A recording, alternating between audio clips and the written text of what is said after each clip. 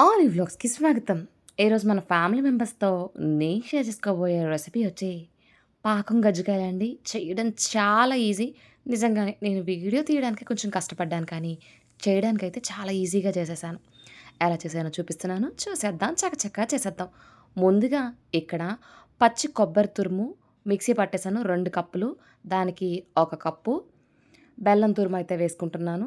వేసుకొని స్టవ్ వెలిగించుకొని దాని మీద ఈ కొబ్బరి, బెల్లం మిశ్రమాన్నయితే పెట్టేసి, మధ్యలో అప్పుడప్పుడు అలా అలా కలిపామనుకోండి, బెల్లం శుభ్రంగా కరిగిపోతుంది. అప్పుడు చూస్తే ఇలా ఉంటుంది. మనం ఉండ చేస్తే ఉండ ఫార్మ్ అవుతుంది అన్న కన్సిస్టెన్సీ వచ్చినప్పుడు, మనం అందులోనే ఒక అర స్పూను యాలకుల పొడి అయితే వేసుకొని, మరొకసారి మిక్స్ చేసుకుందాం. మీలో ఎవరైనా కొత్తగా వీక్షిస్తుంటే లైక్ చేయండి, షేర్ చేయండి, సబ్స్క్రైబ్ చేసుకోండి. పక్కనే ఉన్న బెల్ ఐకాన్ నొక్కండి.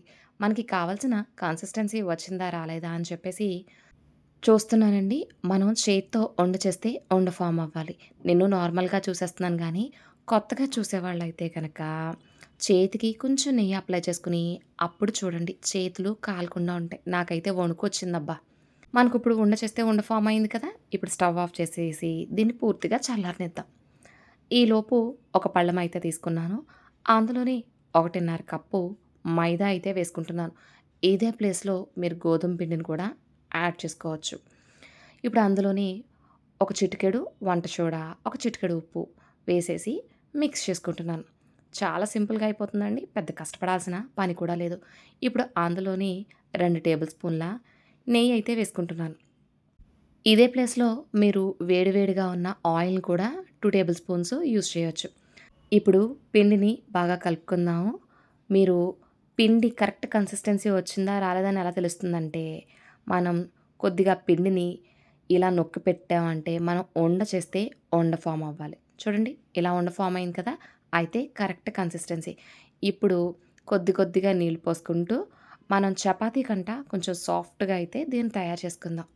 ఒకేసారి ఎక్కువ పోసేసామనుకోండి, మళ్ళీ పిండి కలిపి వేసి ఈ పనికంట కొద్ది కొద్దిగా వాటర్ పోసుకుంటూ, చపాతీ పిండి కంట కొంచెం సాఫ్ట్ కన్సిస్టెన్సీలో అయితే మిక్స్ చేసేసుకుందాం. చూడండి ఇలా ఉండాలి. మనం పూర్తిగా కలిపిన తర్వాత చూపిస్తున్నాను. చూడండి ఇలా సాఫ్ట్‌గా ఉండాలి. ఇప్పుడు దీనిపైన మూత పెట్టేసి ఒక 10 నిమిషాలు నాననిద్దాం. 10 నిమిషాలండి. ఈలోపు స్టవ్ వెలిగించుకొని, పాన్ పెట్టుకొని, అందులో 1:30 కప్పు పంచదార అయితే వేసుకుంటున్నాను. 1:30 కప్పు మైదా అయితే వేసుకున్నాను.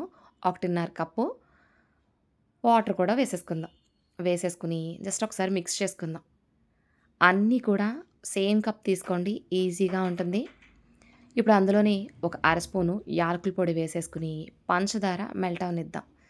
కొబ్బరి తురుము కొంచెం ఎక్స్‌ట్రానే చేసుకుంటున్నాను. మా ఇంట్లో ఎక్కువ కొబ్బరి తింటూ ఉంటాం కాబట్టి, బెల్లం అంతా పూర్తిగా కరిగిపోయి, మనకి జస్ట్ స్టిక్కీ కన్సిస్టెన్సీ అయితే వస్తే సరిపోతుంది. ఏగపాకం రావాల్సిన అవసరం లేదండి. జస్ట్ చేతులకి ఇలా అంటుకుంటే సరిపోతుంది. చూడండి ఇలా అంటుకోవాలి. అంతే. ఇప్పుడు స్టవ్ ఆఫ్ చేసేసి, దీనిపైన మూత పెట్టేసి, దీన్ని పక్కన పెట్టేసుకుందాం. మనం గజ్జికాయలు చేసేటప్పటికి ఇది గోరువెచ్చగా ఉంటుందండి. అలా ఉంటే సరిపోతుంది. ఇప్పుడు మనం ముందుగా కలిపి పెట్టుకున్న పిండి మిశ్రమాన్ని మరొక్కసారి మిక్స్ చేసుకుందాం. మిక్స్ చేసుకొని 3 ముద్దల కింద అయితే నేను తీసుకున్నాను. చూడండి మనం చపాతీ ఎలా చేస్తామో అలాగే 3 బాల్స్ అయితే రెడీ చేసుకున్నాను పెద్ద పెద్దవి. ఇప్పుడు మనం నార్మల్‌గా చపాతీ చేసే పీట ఉంటుంది కదా! ఆ పీటను తీసుకొని అందు మీద కొద్దిగా మైదా వేసేసి, మనం ఒక పావు ఇంచ్ మందంతో అయితే చపాతీ చేసుకోవాలన్నమాట అప్పుడు. బిగినర్స్ కూడా చాలా ఈజీగా చేసేసుకోవచ్చు. చూడండి చపాతీ మనకు నచ్చిన షేప్‌లో అయితే వచ్చేసింది. అంటే రౌండ్‌గా రావాలని నేను చెప్పట్లేదు. ఏ షేప్ అయినా రావచ్చు. చూడండి ఈ మాత్రం మందం ఉంటే సరిపోతుంది. ఇప్పుడు మామూలుగా దాని చపాతీని ఈవెన్‌గా ఒకసారి పైన అలా అలా అనేసి అప్పుడు ఏదైనా ఒక మౌల్డ్ తీసుకోండి. మనకు రౌండ్ షేప్ కావాలి కదా! లేదు నేను ఒక్కొక్కటి చేసుకుంటానంటే గనక మనకి గజ్జికాయలు చేసే మౌల్డ్ అయితే దొరుకుతుంది. దాంట్లో కూడా చేసుకోవచ్చు. నా దగ్గరున్న పెద్ద పెద్ద సైజు ఉన్నాయండి. ఇదైతే చాలా సింపుల్‌గా చిన్న చిన్నవి వస్తాయనుకున్నాను. బట్ మీడియం సైజులో వచ్చినియి. నేను తీసుకున్న బాక్సు కొంచెం పెద్ద సైజ్ అయితే తీసుకున్నాను. నేను తీసుకున్న కన్సిస్టెన్సీకి నాకు మీడియం సైజ్ గజ్జికాయలు ఒక 20 దాకా అయినియి. ఇప్పుడు అందులోనే మధ్యలో స్టఫింగ్ కొరకు మనం ముందుగా చేసుకున్న కొబ్బరి బెల్లం మిశ్రమాన్ని అయితే పెట్టేస్తున్నాం. ఇలా పెట్టేసిన తర్వాత మనం దాని చుట్టూ కొంచెం వాటర్ అయితే అప్లై చేయాలి. గజ్జికాయలు అంటే ఒక షేప్ అనుకుంటాం గదా! ఆ షేప్ రావాలి.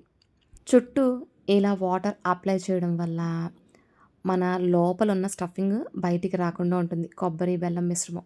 చూడండి ఇప్పుడు ఇలా హాఫ్ వరకు ఫోల్డ్ చేసేసాను.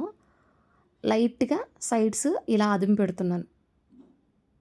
ఇలా అదమడం వల్ల మన లోపల స్టఫింగ్ బయటికి రాకుండా ఉంటుంది. చూసారా? ఇలా చేసుకున్నాను. బట్ దీనికి ఇంకొంచెం షేప్ ఇస్తే బావుంటుందేమో అని అనిపించింది. ఆహ్, ఏం చేద్దాం? న్యూడిల్స్ తినే స్పూన్ ఉంటుంది కదా! ఆ స్పూన్‌తో మనం ఎడ్జెస్‌ని ఒక్కసారి ఇలా ఇలా నేను చూపిస్తున్న విధంగా అయితే అనేయండి. మంచి షేప్ అయితే వస్తుంది. లోపల స్టఫింగ్ గూడా బయటికి రాదు. చూడడానికి కూడా చాలా అందంగా ఉంటుంది. ఇవన్నీ మీరు గజ్జికాయల చెక్కతో చేశారనుకో అవసరం ఏం లేదు. లేని వాళ్ళ కోసం అయితే ఇలా చూపిస్తున్నాను. అంటే అందరింట్లో అవైలబుల్‌గా ఉండవు కదా మౌల్డ్స్ అందుకని. మొత్తం అన్నిటిని కూడా ఇలా తయారు చేసి అయితే పెట్టేసుకున్నాను పక్కన.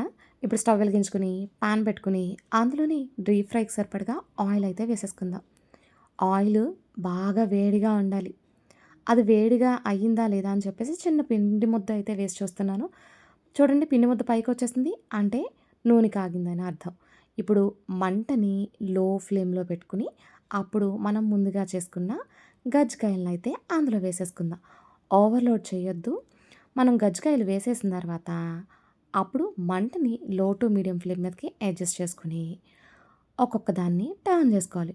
మరొక 2 మినిట్స్ ఆగి టర్న్ చేసుకోండి.